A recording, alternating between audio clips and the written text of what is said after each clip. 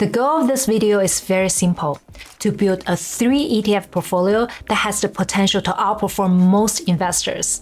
By the end, you'll know exactly what those 3 ETFs are, and more importantly, why this combination works and how it's put together. Just a quick note before we start. This video is not sponsored in any way. Everything I mentioned here is completely unbiased. And also, investing is very personal. It depends on your goals, risk tolerance, time horizon, how much money you are putting in, and a lot of other factors. So just because a strategy works well for some people, it doesn't mean that it automatically fits your situation. If you're not sure, speak with a qualified financial advisor before making decisions. So when I think about an ideal or at least near ideal portfolio, there are 3 things I really want from it. First is performance, or more simply, long-term returns. That's kind of the whole point of investing in the first place. And honestly, I don't just want my money to grow, I want it to outperform and ideally beat at least 90% of other investors over time. Second is downside protection or stability, because we all know that markets don't always go straight up. There are corrections, bear markets, recessions, even financial crisis. So I don't just want growth, I want something that can hold up when things get rough. And third is simplicity. I don't want to spend hours every day watching charts or reading news. The ideal setup is something that I can invest in and mostly forget about, because at the end of the day, investing shouldn't feel like a second job. The less time I need to spend managing it, the more time I have to actually enjoy my life. So the 3 ETF portfolio that I'm sharing today that I think can actually meet all these 3 goals is made up of an S&P 500 index fund, an international excluding US stock index, and a bond index fund. The S&P 500 index is really the main growth engine of the portfolio. It drives long-term returns and represents the biggest and most established US companies like Apple, Microsoft, Amazon, JP Morgan, Johnson & Johnson, Walmart, ExxonMobil, and 500 of them. Then we have the international minus the US index, which has global diversification.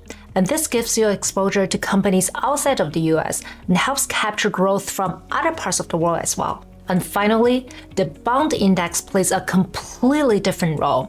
It's there for downside protection and stability. When stocks get volatile, bonds can help smooth things out and reduce overall portfolio risk.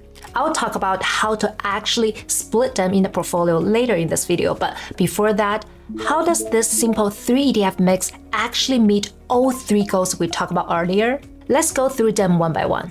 First, the fact that all 3 of them are index funds, not actively managed funds, is actually a big reason this portfolio can be so competitive in performance. And this isn't just my opinion. If we look at the SPIVA scorecard from S&P Dow Jones Indices, by the way, it's one of the most respected and data-driven reports in the industry. Most active fund managers underperform the market, especially over long periods. For example, in 2025, about 79% of large-cap US active funds underperformed the S&P 500. And the longer you extend the time horizon, the worse it gets. Over 10 years, around 85% underperform. Over 15 years, it rises to about 89%. And over 20 years, roughly 93% of active funds fail to beat the index. So if history repeats itself, the longer you invest, the more likely it becomes that active managers lose to simple index investing. And it's not just large cap funds. Across most categories, mid cap, small cap, value, growth, index funds consistently outperform the great majority of active managers. And you know what? Most active funds actually don't even survive long enough to prove anything. Over a long period like 10 to 20 years, a large percentage of them simply shut down or get merged. In fact, according to the SPIVA report, roughly 60 to 70% of active funds disappear over time, which means a big portion of underperformers never even make it to the finish line. Well, how come? If funds are being actively managed, they're supposed to perform better, right? But in fact, they usually trade more often, which creates trading costs and taxes over time. On top of that, it's really hard to consistently beat the market because most information is already priced in, and a lot of skilled investors are all competing for the same opportunities. On the other hand, index funds avoid these costs and just track the market, which is why historically they tend to do better over the long run. Now, that's US stock. But what about international markets? The story is very similar. As you can see here from the Spiel report, around 93% of international excluding US active funds also failed to beat their benchmarks over the long term. Actually, only about 35% of these funds are still around after 20 years, meaning nearly 2/3 of them disappear before they even reach 2 decades. Even in the bond market, active management doesn't really save you. Depending on the category, roughly 80 to 95% of active bond funds underperform their index counterparts over 20 years. And beyond performance, there's another big advantage for index funds: fees. The difference between paying 1% per year for active managed funds versus 0.03% for index funds per year might sound small, but compounding makes it massive over time. Now, putting this all together, higher performance and lower fees. And that's what allows this 3 ETF index combination to compete with the vast majority of active investors over the long run. So the first box is checked: performance and long-term return potential. The second goal is downside protection, to ride through market's ups and downs more smoothly. And the way this portfolio achieves that here is through diversification. Most investors end up over-concentrated. Sometimes they're heavily exposed to just a few popular stocks like big tech, or they're too focused on one country or one sector. But in this 3-fund portfolio, diversification is built in from the start. It holds around 500 large US companies through the S&P 500, over 7,000 international companies, and thousands of bonds across different maturities. So, in a way, you're not betting on a few companies. You basically own a slice of almost an entire global economy. If one company, sector, or even region struggles, it barely moves the needle. That protects you from being heavily wrong on any single bet. You don't need to pick winners. You already own them. And when the economy slows down or goes into a recession, bonds typically act as a stabilizer because historically, during stock market crashes, bonds have often held their value or even gone up. If you look at this analysis comparing global stocks and global bonds over 20+ years, one thing stands out clearly.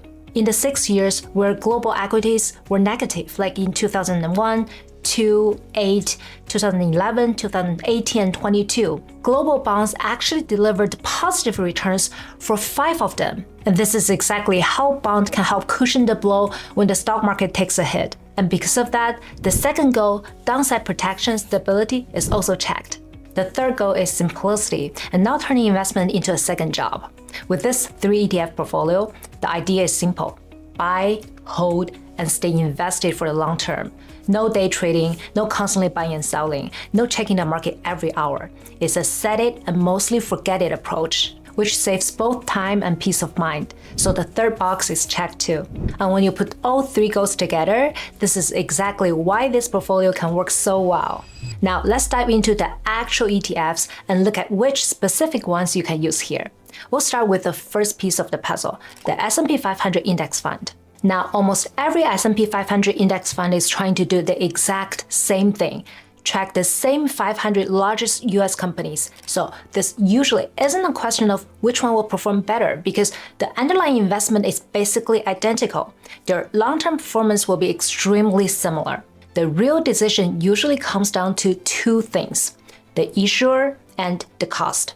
About the issuer, you generally want to stick with large, reputable companies like Vanguard, BlackRock through iShares, and Fidelity Investments, because the last thing you want is your ETF randomly disappearing. For cost efficiency, this is where the expense ratio matters. Expense ratio is the small annual fees the fund charges to manage your money. And lower is better because every dollar paid in fees is a dollar that no longer compounds for you.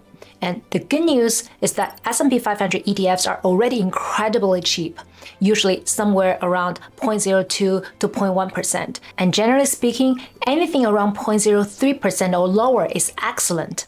For example, VOO, which is the Vanguard S&P 500 ETF, has an expense ratio of about 0.03%.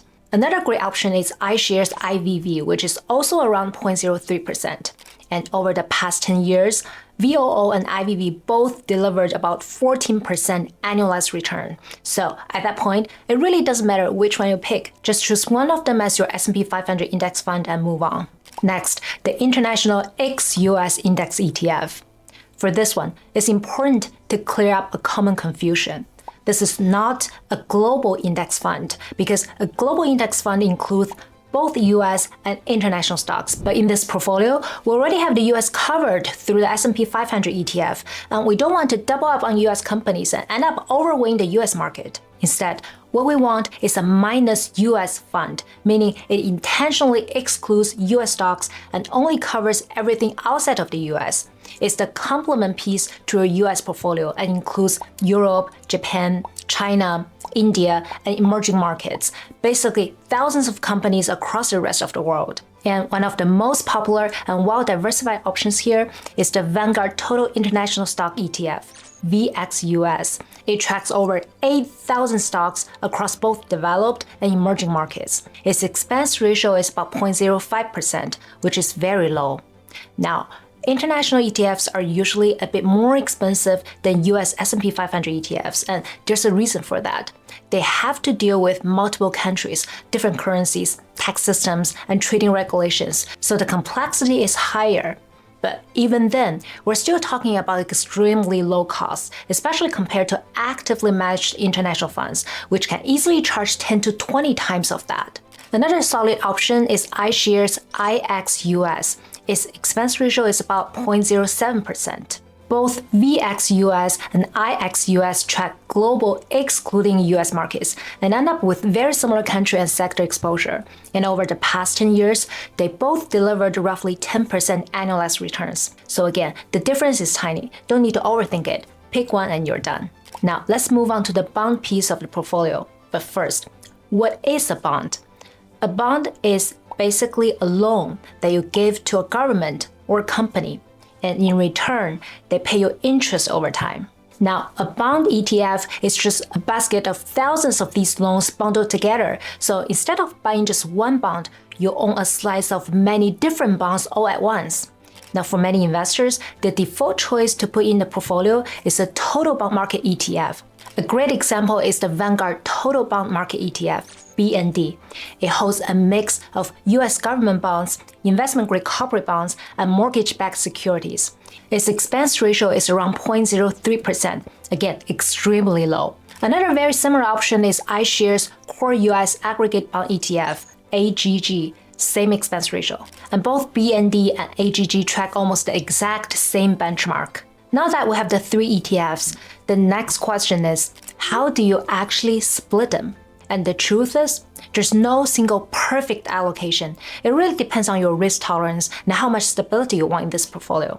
And this video is for educational purposes only and not personalized financial advice. But for many long-term investors, a balanced starting point can look like this: 45% in US stocks, 25% in international stocks, and 30% in bonds.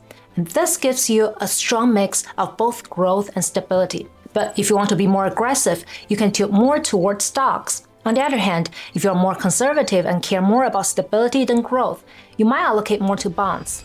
Now let's zoom out. The core reason why this 3 ETF portfolio works so well and why it has a chance to outperform most investors is because it removes the biggest sources of underperformance in investing, which is bad decisions. Things like panic selling during crashes, chasing returns after markets go up, or trying to time the market. And that's why Warren Buffett has his famous 2 rules. The first rule in investment is don't lose. And the second rule in investment is don't forget the first rule. And that's all the rules there are. But if you can hold your simple ETF index portfolio for the long term, you probably don't need to worry about making these mistakes. And you probably don't even need to be smarter than the market, than anyone. And that, combined by broad diversification and low cost offered by this portfolio, is exactly what gives you the long-term advantage. If you're enjoying this video, you might like this one as well. I'll see you there.